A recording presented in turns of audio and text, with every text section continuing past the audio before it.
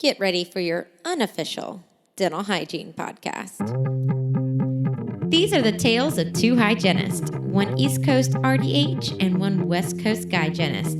Listen as they tackle the profession of dental hygiene with humor and enthusiasm.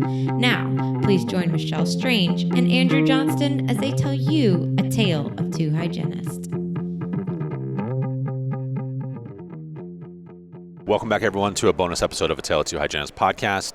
I am your host, Andrew Johnston, and thank you so much for taking time to listen in. For this episode, I am joined by Lacy Walker as guest hygienist co-host for the episode as we interview Dr. Stephanie Kaplan. And I asked Lacy to co-host this episode because just last month, she wrote an article on whitening, and I think we're going to link to that in the show notes as well, so be sure to check that one out. And so I feel like there's no one better to help me for this particular podcast episode than her. She's also the director of CE here at the company, so she has that kind of mind that's really geared towards learning that I think that you'll enjoy. And as a quick side note, about a year ago, we had Paul Sagal on the show talking about the evolution and creation of Crest white strips and now Crest Emulsions. It was back in April of 2021. He came at it from a different angle than Dr. Kaplan did on this episode. And so I think that if you can, go back and listen to that one first, and then come listen to this one. And you'll see how they complement each other quite perfectly, actually. I appreciate Dr. Kaplan's time in recording this with us. Please reach out and try and get some samples to try for yourself so that you can recommend it to your patients. And I am absolutely sure that your patients will thank you. And now here's the interview with Dr. Stephanie Kaplan. All right, everyone, welcome back to the interview segment of A Tale of Two Hygienists. We're joined today with our guest co-host, Lacy Walker. And I'm really excited about this one, Lacy, because if our listeners haven't seen it yet or haven't read it yet, well, we're going to be talking about whitening today, and you just recently wrote an article about that. Yes, I did. Thank you, Andrew, for having me on to co-host. Yeah, of course. I'm excited. This is the topic that everyone wants to talk about in dentistry. It's the thing that all of our patients want to talk about in dentistry. And it's something that we hear as clinicians every single day. I can't remember a day that someone didn't talk about whitening. So we're joined today by Dr. Stephanie Kaplan. And we're so thankful that you're making time on a Sunday to record this with us. So thank you very much, Doctor, for doing that. But do you mind introducing yourself a little bit more and talking about your background? Sure. Thank you, Andrew and Lacy, for having me on today. I'm excited to be here to share the latest innovation in whitening. And a little bit about me is that I am a dentist, and I practiced in Cincinnati, Ohio for 23 years. So I have a substantial, clinician background. So I do have a lot of experience in the whitening phase, both as a clinician and then now on this side with Procter & Gamble. So I'm excited to be here to represent P&G as well. And so I joined P&G about 2 years ago.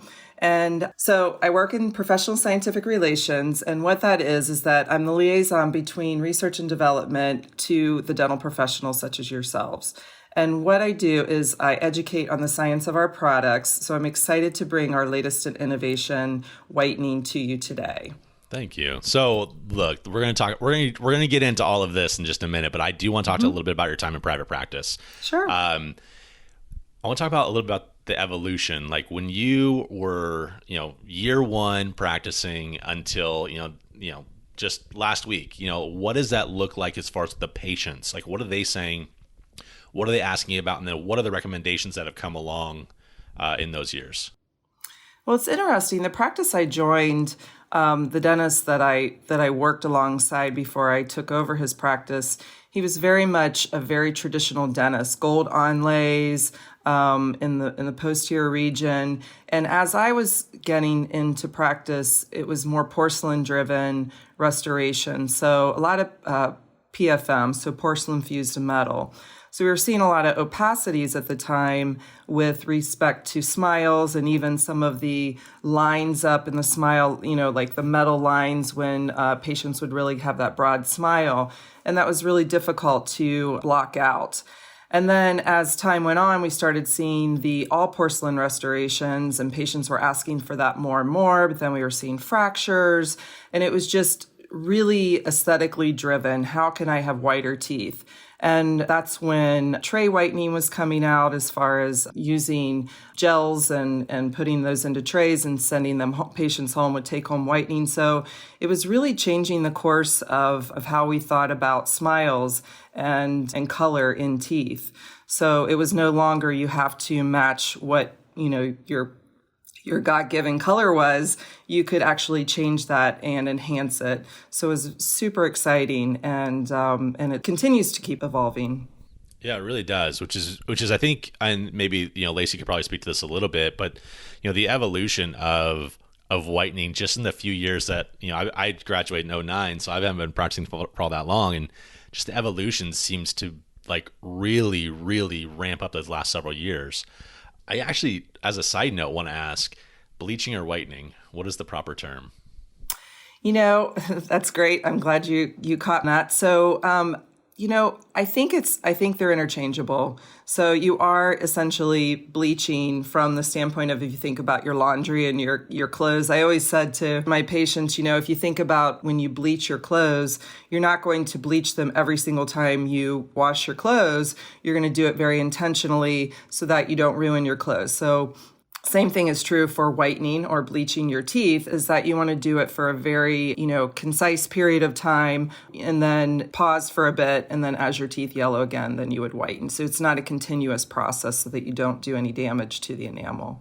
Oh, fantastic. I like that explanation. Yeah, that's a very good one. Going to use it. Probably going to steal it. And so let's get into the latest technology that you guys have. Sure. As far as the whitening goes.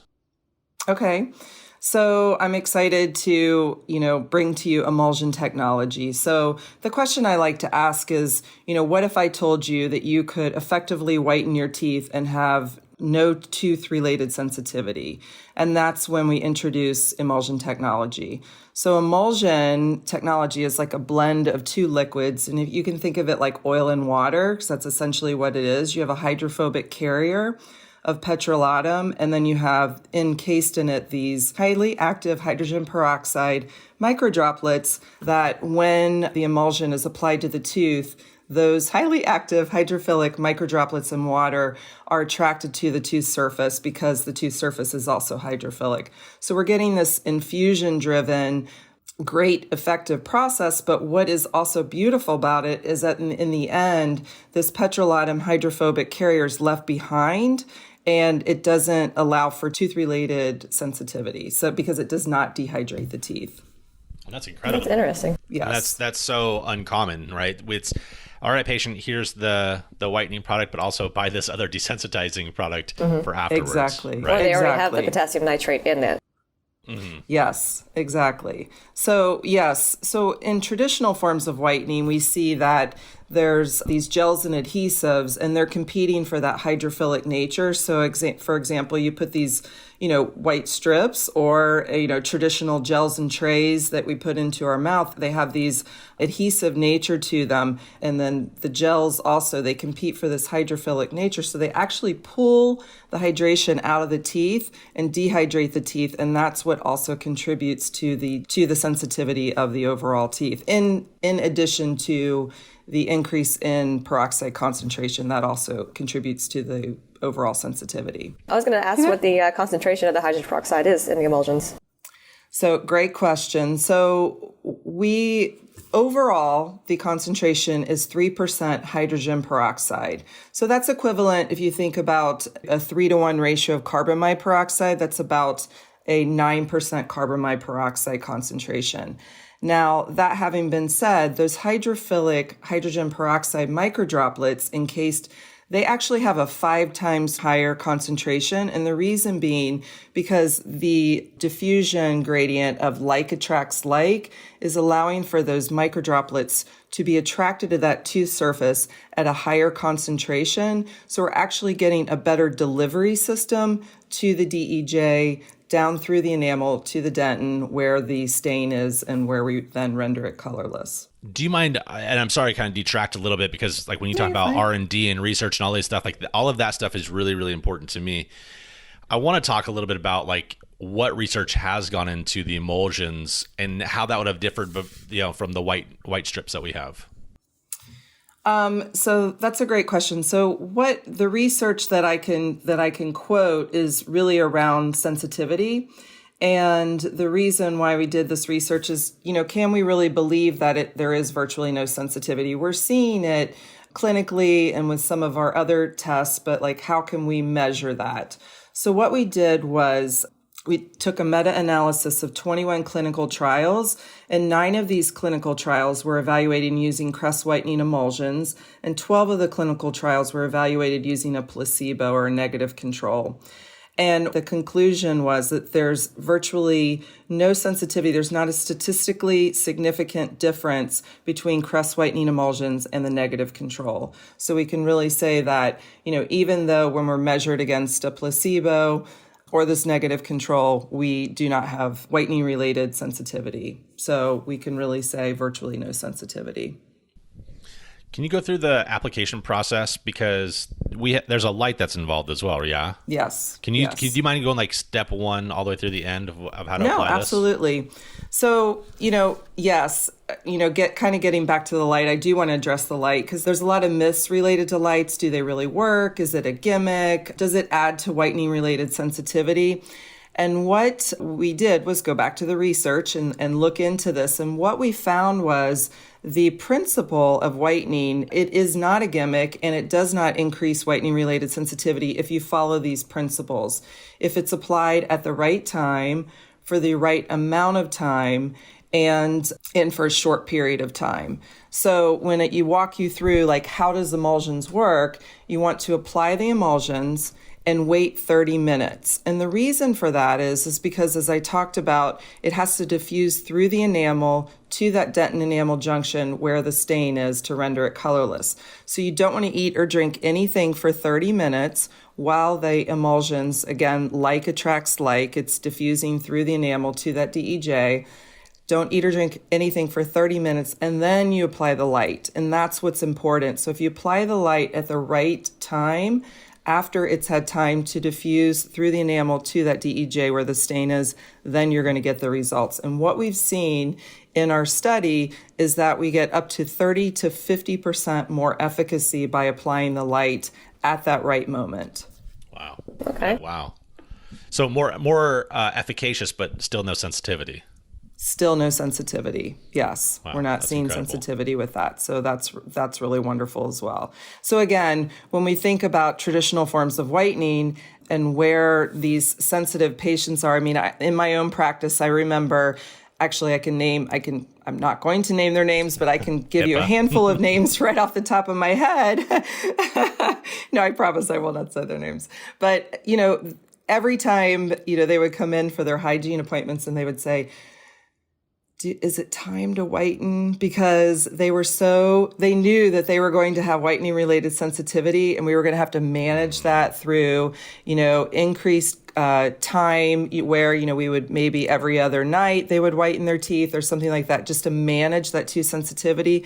And what we know that's in about 1/3 of the patient population. So they just kind of cringe when they know they want to whiten because they want whiter teeth. When they smile, especially now that the masks are coming off, right? Everybody wants whiter teeth and they're noticing smiles more. So that's what we can really be excited about with our Crest whitening emulsions is that this emulsion technology, we are seeing virtually no sensitivity and increased efficacy as well. Are there any contraindications as far as age or any other medical reasons? So no contraindications as far as age or medical reasons. I would say to you, just as with all traditional forms of whitening, when you look at that, what is the ideal patient for emulsion technology?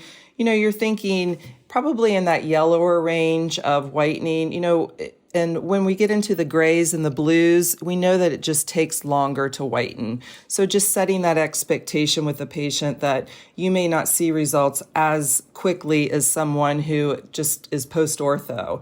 And that's another great thing about this emulsion technology as well, is that it's safe for ages 12 up. So those teenagers that are getting their braces off and they want to whiten their teeth and have that kind of really dramatic smile change, they can whiten their teeth after having the braces off. So very exciting for that too.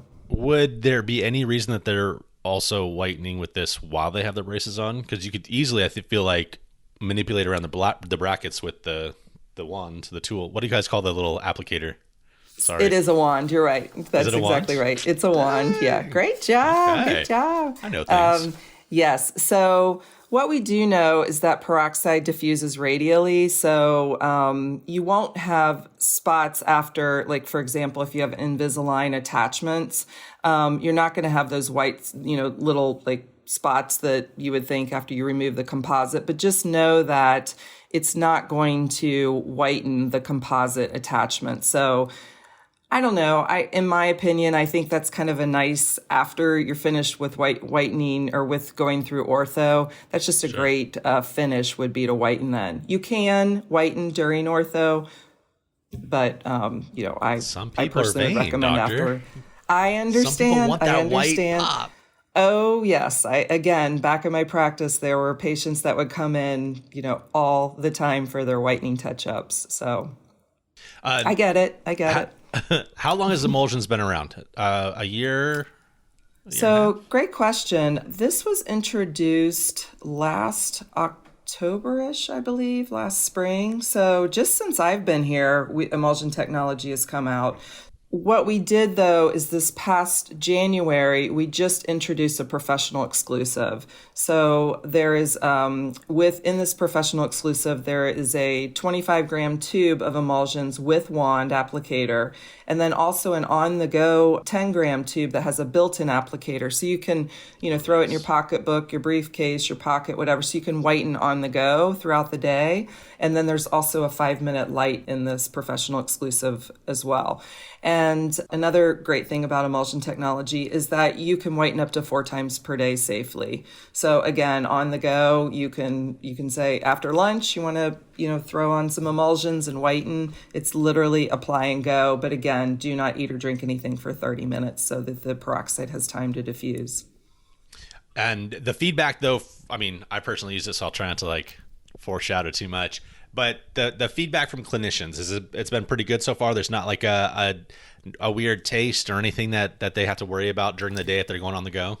So the feedback from clinicians has been very positive. In fact, we had a dental advisor third-party review that was done last spring. So actually, I'm going to correct myself and say that emulsion technology was the fall of I'm getting my years mixed up now that we've been in COVID, right? It's okay. The fall of 2020 was when this came out. So then in the spring of 2021, we had a dental advisor third-party review, and the results were really wonderful. We got a 4+ rating with emulsions technology with the light. So with both clinicians and with patients, we had this reviewed, and the reviews came back that it was a game changer, virtually no sensitivity. It was great for post-ortho.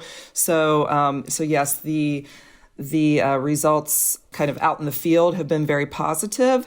And I also will say, as far as the flavorings, what's also exciting with emulsion technology is that hydrophobic carrier accepts flavors very nicely. So we can add flavor oils to that without compromising the hydrogen peroxide effectiveness. So we're getting a nice minty flavor as opposed to that bitter taste that you have in the tray whitening or strips or other traditional forms of whitening. But you don't taste the actual hydrogen peroxide.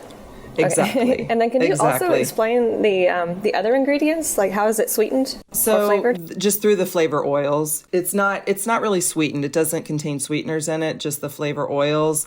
And then it's got the hydrogen peroxide and the petrolatum. And it's all food grade, so it is safe if you happen to swallow it, because it's barrierless. So it's going to rinse off with your saliva over time. And we actually did a dye tracer in the emulsions to make sure that it is staying on the teeth, because a lot of patients will ask, well, how do I know it's even on my teeth, that it's staying on? Are my lips rubbing it off? How can I be sure? And we put this blue dye tracer into the emulsions and found that up to 60 minutes, but certainly after the 30 minutes, we saw that petrolatum barrier still on the teeth. So we know that it does stay and gives the peroxide enough time to diffuse to the DEJ. I think it's a really good point, though, to mention, while that barrier will stay on your teeth, the consistency is very nice. It's very, it's smooth to the tongue. It is. I mean, I've had, obviously you don't want to continue to rub it against your tongue because you're going to rub them off. But yes, initially, I think that you'll find it's a very pleasant experience and moisturizing, if you will. Yeah. So I found, Doctor, let's just talk about this. Yes. I found, are you familiar with mouth taping? That people tape their mouth shut at night? No, I'm not. Okay, it's a thing. I'd love for you to look into it later.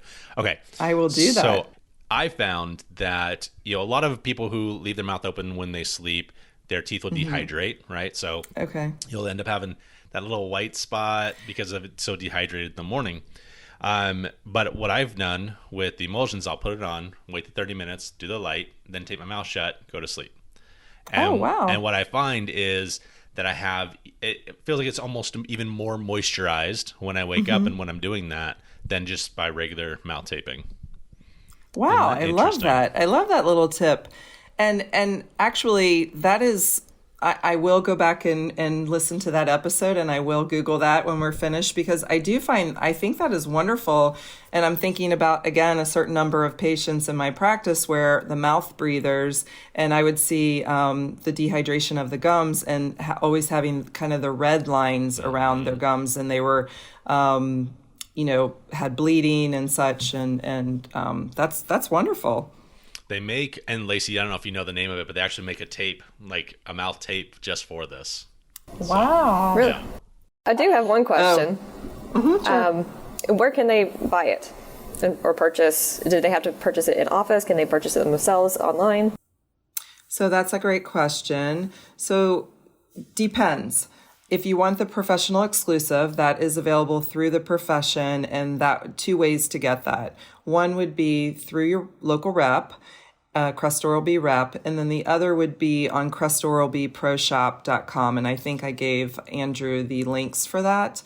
So, and also you can find out more information on dentalcare.com. So that is our continuing education website that you can go on and find out a wealth of information about all of our products, in addition to wonderful educational tools on all different subjects. So that's a great tool as well. And then as far as in retail, you're not going to find the same professional exclusive packaging, but you can get an on-the-go separately and a with wand applicator separately, and then also with light separately. So those are available in retail through your e-commerce sites, as well as Target, Walmart, normal Walgreens, any stores that you normally would be shopping. So it's, very unlike me to come out and just like endorse a product, but this is one of the things that for sure I use, and it's an enjoyable, effortless type application. And so I couldn't speak highly enough about it, and with wonderful results. Dr. Kaplan, thank you so much for being on. I really appreciate your time. If anyone wanted to reach out, if anyone wanted to reach out to you personally, how might they reach you? Absolutely. So they can reach me through my email, kaplan.sl@pg.com, or if they didn't get that email address, they can reach out to you, Andrew, and you can connect me. Absolutely. Yep, we'll put that in the show notes as well. Thank you again, Doctor. Have a good day. Absolutely. Thank you. Nice to meet you. Nice to meet you too. Thank you.